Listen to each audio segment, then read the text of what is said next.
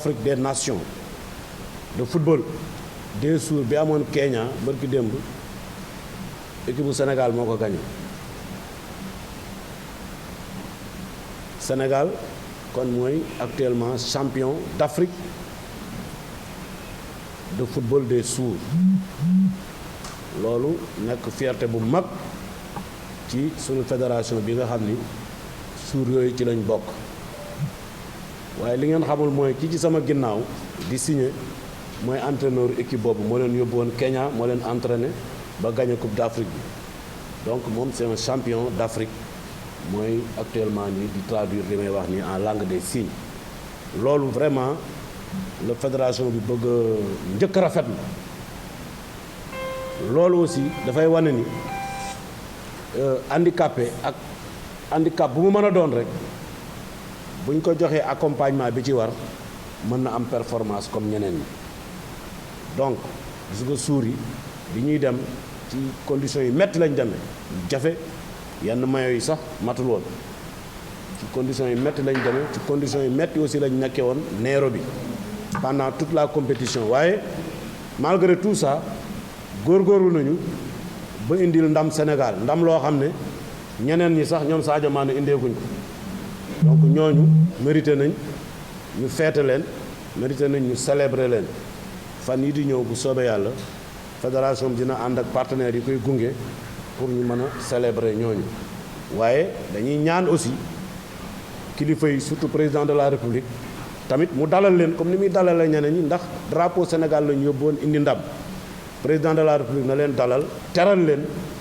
ndax loolu dina tax yeneen xale yi am laago du ñu jàpp ne seen laago fatalité la du ñu jéem a def dara loolu am na solo beneen bi mooy yéen ñëpp dégg ngeen démb conseil des ministres président de la république wax na bu ngeen jàngee communiqué conseil des ministres bi joxe ndigal pour ñu évaluer li ñuy wax la loi d'orientation sociale muy loi boo xam ne dañ ko jagleel way laago yi fii ci Sénégal mu war a aar seen àq ak seen yelleef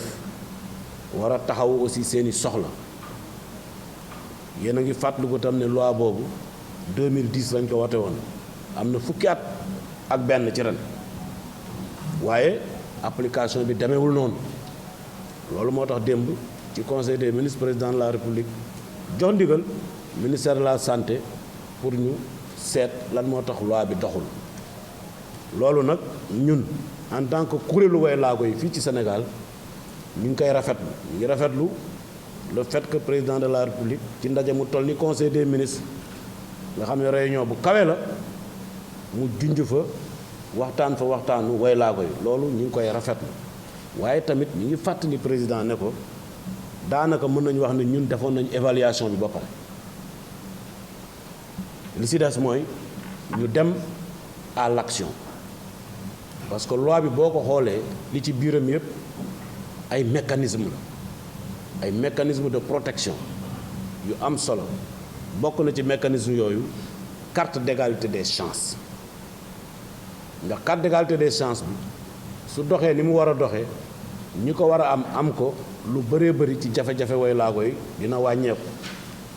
ndax carte d'égalité des chances bi ko loi bi defar dafa wax ni ñaari fonction la ko jox fonction bu njëkk bi mooy li ñuy wax ci tubaab fonction d'identification maanaam day niru carte d'identité handicapé nga xam ni képp ku ko am rek handicapé yëpp war nañu am carte bi mooy wane na yow handicapé ko loolu mooy première fonction muy fonction d'identification ñaareelu fonction carte bi mooy accès au service li ñuy wax accès au service maanaam li ñu bëggoon ci carte bi mooy boo ko yoree yow way laago bi mu yombalal la li ñuy wax accès aux services sociaux de base muy éducation muy santé muy transport muy habitat ak yu mel noonu loolu loi bi wax ne nañu defar carte d'égalité des chances su ko defee première fonction mooy handicapé yëpp am ko mu nekk genre carte d'identité handicapé beneen bi mooy handicapé bu ko yor nag yor boobu nga koy yor da nga koy wane pour mu yombalal la nga mën a gën a am accès ci service yi loolu mooy liggéeyu carte bi mais carte bi boo xoolee ñi ngi ko lancé le 30 avril 2015 maanaam am na juróom-benni at yu teg handicapé yi ñu ngi leen seen lim toll na ci 15% de la population maanaam téeméeri nit yoo jël Sénégal fukk yi ak juróom dañu amee laago loolu boo ko xaymaa appliqué ko ci population bi ñu am actuellement jege na 3 millions de personnes handicapées au Sénégal maanaam xeeti handicap yépp handicap visuel handicap moteur albinos et cetera yooyu yëpp sourd boo ko xoolee jege na 3 millions de personnes waaye 2015 bi ñu lancé carte d'égalité des chances commencé ko joxe ba 2021 lu ñu defar ci ay cartes matul 70 000 léegi nag 70 000 cartes ci juróom-benni at nga war ko defar te 3 millions de personnes war ko am loolu ñun ñëpp d'accord nañ ne rythme bi ñu koy defaree baaxul yeex na loolu problème la ci carte bi beneen problème bi mooy handicapé yi am carte bi yëpp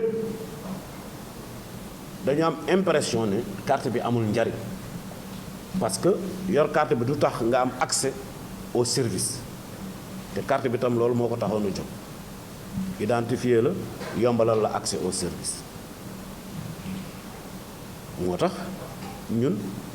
en tant que fédération nga xam ne ñoo ëmb kuréelu way laago yi nekk ci Sénégal yépp ñu defoon ay proposition yu leer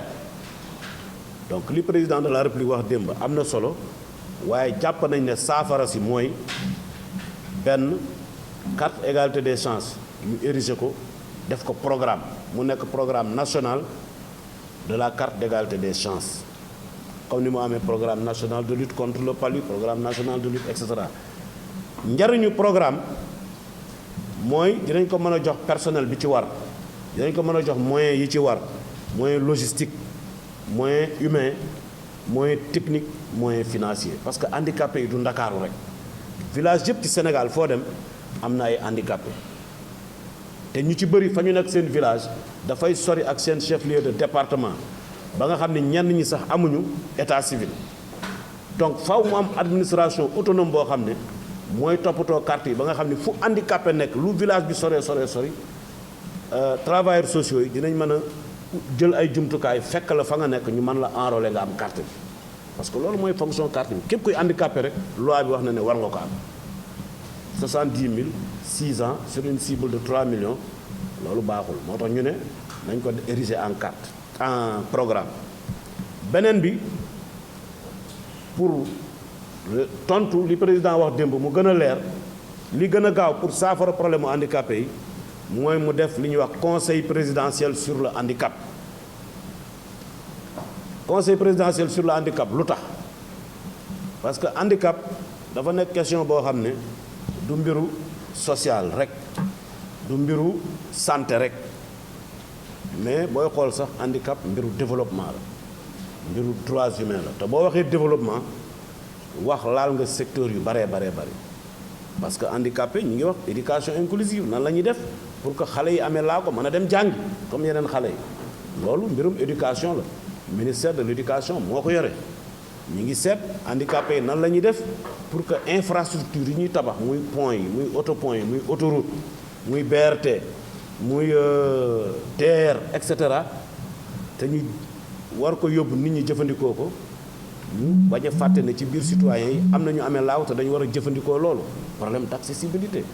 alors loolu ministère bi yor affaire infrastructure moo ko yor transport yi moo xam Njaga Njaay la moo xam taxi moo xam Tata moo xam Dakar Dem Dikk bu mu mën a doon les transports publics aussi service la boo xam ni way laago yi ay citoyen lañ te am nañ ci sañ-sañ war nañ ko mën a jël loolu aussi ci ko war a toppatoo ministère des transports la naka noonu habitat ak yeneen service yëpp loolu li muy tekki mooy handicap dafa laal secteur yu bari te secteur bu nekk dafa am ministre boppam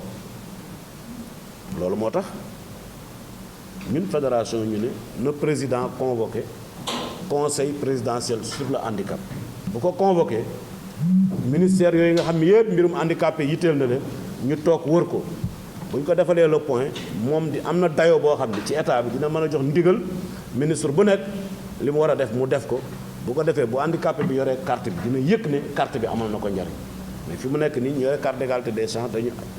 am sentiment ne carte bi amul njariñ loolu li ko indi mooy ministère yooyu ma la limal yëpp amul benn ministère boo xam ne def na li mu war a def pour que service bi mu yore mën a yomb ci handicapé yi loolu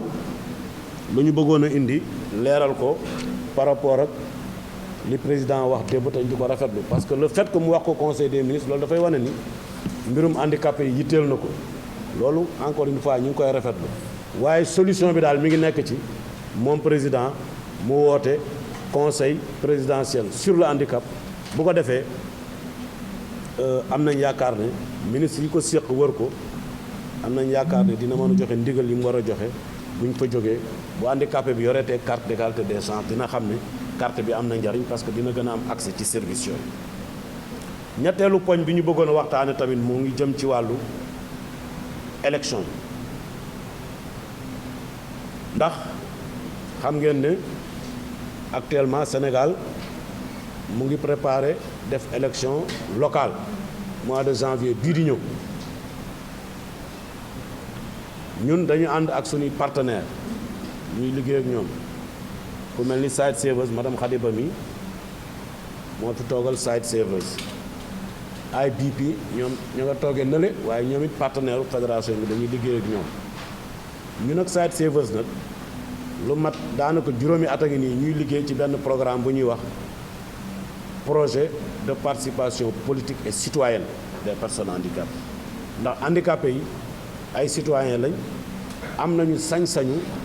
mën a ñëw bu ñëpp di tànn suñuy njiit ñoom it ñu mën a tànn bokk ci ñi tànn njiit bu wote jotee maanaam war nañu am sañ-sañ comme yeneen citoyens yi ñëw voté bu falu jotee aussi war nañu mën a am sañ-sañu yëkkati seen loxo ne ñun candidat lañ pour falu te ñun suñu yéene mooy bu ñu génnee ci élection yi mu bëri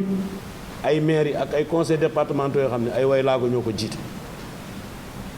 li tax ñu bëgg loolu mooy li gën a tardeel way laago yi ci Sénégal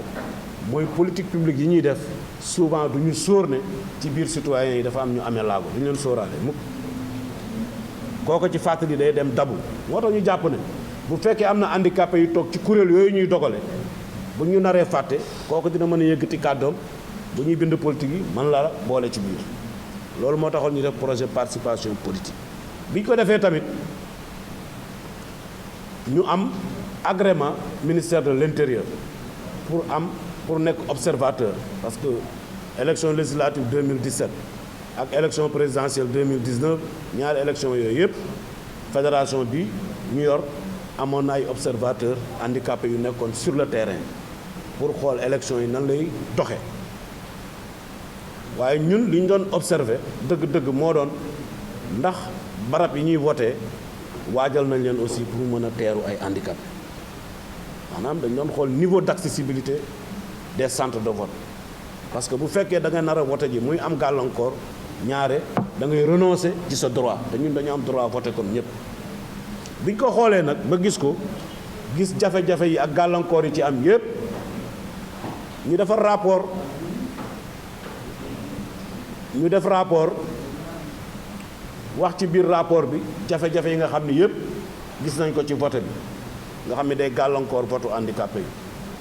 yi yamuñu foofu ñu def ay recommandation lu toll ci juróom-ñeenti recommandation ñu wax ne lii ay mesures la yoo xam ni war nañ koo jël pour gën a yombalal way laago yi seen vote gën a yombalal way laago yi seen participation à la vie politique et à la vie publique biñ ko defee yàlla dogal ne bi rapport boobu di génn fekk na ñu am li ñuy wax ci Sénégal dialogue politique ñu dem ci dialogue politique bi toog ak parti politique yëpp opposition pouvoir non aligné société civile ministère de l'intérieur ñu toog ak ñoom wax leen di leen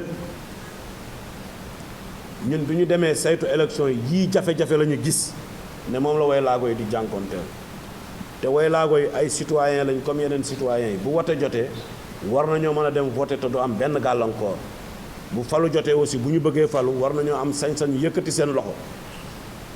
waaye ni ñu bindee loi bi nii code électoral bi ak ni élection yi di demee loolu bëri na gàllankoor yu ci nekk yoo xam ne day bloqué handicapé yi moo tax ñun dinañ leen proposer 9 recommandations yoo xam ne buñ ko defee dina améliorer système bi yàlla dogal bi ñuy waxtaan ba jubboo ak ñoom ñu discuter daanaka recommandation yi ñu leen waxoon yépp jël nañ ko en compte ba code électoral bu bees bi code électoral bu njëkk ba benn article rek moo doon wax ci affaire handicapé muy article L80 te article boobu li mu doon wax mooy handicapé bi bu ñëwee ci bureau de vote bi mën naa seet ku ko neex mu jàppale ko mu voté mais avant nga yëg ci bureau de vote y a tout un processus inscription boo jógee sa kër yan gàllankoor moo nekk ci yoon yi boo duggee ci école bi boo duggee ci centre de vote bi boo duggee ci bureau de vote bi ndax ci étage la nekk wala ci suuf la nekk yooyu yëpp ay gàllankoor la pour ki nga xam ne dafa amee laago léegi nag ñu ne kon fokk ñu jóge ci article L80 def yeneen article yu bees ci biir loi bi code électoral bu bees bi pour gën a yombalal handicapé yi seen vote tey jii Moussa defe naa ñu ngi ci juróom-ñaari modification indi nañ ko ci code électoral bu bees bi boo xam ne dafay jël en compte woy laago yi loolu aussi mu doon loo xam ne dañ koy rafetlu bu baax a baax benn proposition nag lañ defoon boo xam ne jëlaguñ ko en compte te loolu parti politique yi ñoo ci indi réserve mooy dañuy wax ne jigéen ñi am nañu parité élection de liste yëpp booy dem élection pour sa liste mën a valable foog mu paritaire maanaam benn góor benn jigéen benn góor benn jigéen ba mu mat ñun ñu ne way laago yi yeggaguñu xëy na laajaguñu parité waaye li ñu bëgg mooy élection de liste bu amee liste bu nekk ci 10 premières places yi mu am ñaari handicapé bu góor ak bu jigéen yoo xam ni sax seeni handicap day wuute boo jëlee tey benn albinos bu jigéen man ngaa jël silmaxa bu góor après nga jël sourd bu góor jël handicapé moteur bu jigéen par exemple su ko defee dans chaque liste lu mu bon ci 10 premières places yi dina am ñaari handicapé bu góor ak bu jigéen de type de handicap différent loolu li ñu si jubloon mooy bu ko fekkee liste bu nekk def na loolu bu ñu demee élection faaw benn liste dina gagné wala ñaar mais kii gagné faaw aussi handicapé dina ci nekk loolu nag loolu la parti politique yi wax ne dañ ciy def réserve moo tax réforme boobu dugalaguñ mais ñun tamit wax nañ parti politique yi ne leen ñun tamit c'est 3 millions de personnes c'est 3 millions d'électeurs ak sunu famille boo ci boolee sunu famille romb na 3 millions d'électeurs handicapé rek 3 millions la te wolof nee na magum lëndëm boo ko gisul mu gis boppam élection locale yi di ñëw nag fas nañ yéene ci localité yépp way laago yi bokk bu baax a baax bokk bu ñu bokkee nag comme parti politique yi ñooy dem compétition dinañu xool traitement bi leen parti politique yi di réserver bu fekkee gis nañ ne daal ñoom jël nañ conscience parce que tamit yàlla def na at yëpp ñu ngi doon liggéey ak ñoom di leen sensibiliser di leen former ci affaire handicap pour ñu xam ko bu fekkee jël nañ en compte handicap bu baax loolu dinañ ko dëgëral waaye bu fekkee nag jëluñu bu ñu defee élection ba pare ñu gis ne li falu ci ay handicapé bariwul bu boobaa dañuy xam ne parti politique yi jëluñu leen woon en compte bu baax bu boobaa dinañ évaluer xool ak doole ju ñu am ban taxawaay la ñuy am parce que aussi doole ju ñu am benn parti politique amu ko kon tamit waruñu nangu tamit benn parti politique di ñu yàpp moo tax ñu fas yéene élection locale yi ñu def ko baromètre dans toutes les localités du Sénégal bu soobee yàlla dina am ay handicapés yu nekk candidat yu nekk ci liste yi et cetera dinañ surveiller xool traitement bi ñu leen di réserver fekkee réserver ñu leen traitement bu baax ñu dëgëral loolu continuer ko bu fekkee réserver lu leen traitement bu baax nag bu ñu paree ci élection yi dinañ évaluer xool ñun ak force bi ñu am nan la ñuy taxawee waaye daal li mënatul a wéy mooy mënuñu nekk 3 millions nit ci réew mi te mënuñu bokk ci instance yi nga xam ne fa la ñuy jëlee décision yi te li tax ñu bëgg a bokk ci instance yi du pour nguuru mais pour mën a fekke fi ñuy tabaxe politique yi ba buñ koy tabax ñuy sóoraale way laa koy parce que tey boo déggee ñu naan école sàngam c'est pas accessible c'est parce que ka doon xalaat tabax école bi bu doon ab handicapé la wala handicapé jege woon ko dina ko tabax façon boo xam ne handicapé dina fa mën a dem donc politique yi noonu lañ koy defaree moo tax ñun ñu bëgg a nekk ci instance yi nga xam ne fa la ñuy tabaxee politique yi fa lañ leen di élaborer bu ñu fa teewee bu ñu naree fàtte sax dinañ ne déet yéen a ñuy fàtte wala bu ñu naree def loo xam ni baaxul ci way laago yi ne déet li ngeen di def ni baaxul ci way laago yi loolu lañ ne woon dinañ ko waxtaane ak yéen tey